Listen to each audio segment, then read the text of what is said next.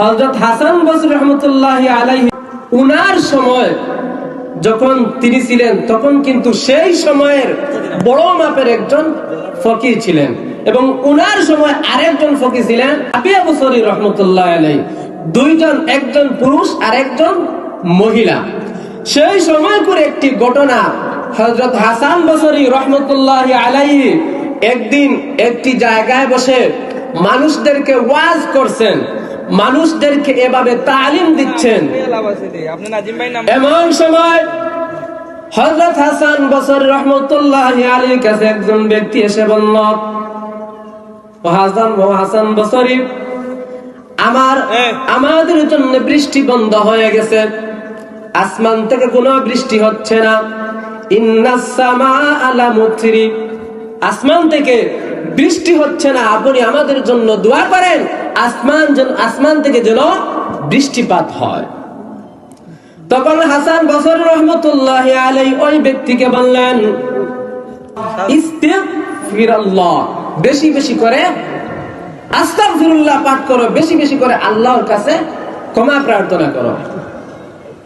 আবার কিছুক্ষণ যাওয়ার পর আরেকজন যুবক এসে বলল, হাসান বসরি রাহমাতুল্লাহি আলাইহি, আমার ক্ষেত খামারের মধ্যে কোনো পানি নেই, ক্ষেত খামার মরে যাচ্ছে, গাছগুলা মরে যাচ্ছে। তখন হযরত হাসান বসরি রাহমাতুল্লাহি আলাইহি এবার বললেন, বেশি বেশি করে আল্লাহর কাছে ইস্তেগফার পাঠ করো।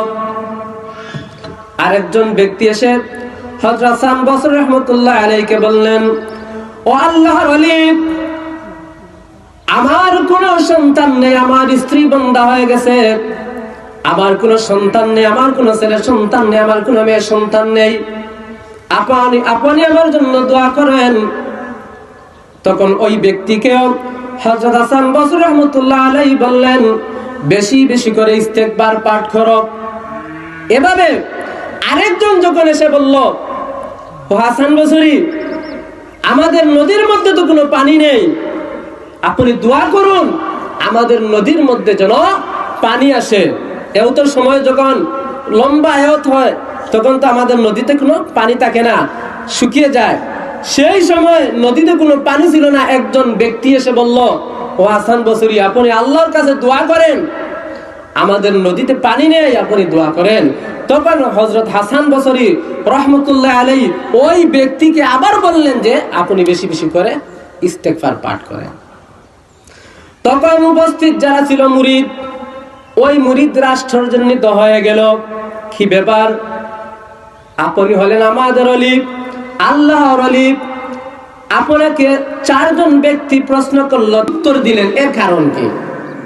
তখন হযরত হাসান বসরি রাহমাতুল্লাহি আলাইহি সবাইকে উদ্দেশ্য করে বললেন, তোমরা কি আল্লাহ পাক রব্বুল আলামিনের কোরআন পাঠ করো না? তোমরা কি আল্লাহ পাক রব্বুল আলামিনের কোরআন তেলাওয়াত করো না? আল্লাহ পাক রব্বুল আলামিন বলেছেন, ইউরসিলিস সামাআ আলাইকুম মিদরারান ওয়া ইউমদিদকুম বিআমওয়ালিন ওয়া বানিনা ওয়া ইয়াজআল লাকুম জান্নাতিন ওয়া ইয়াজআল লাকুম আনহারা।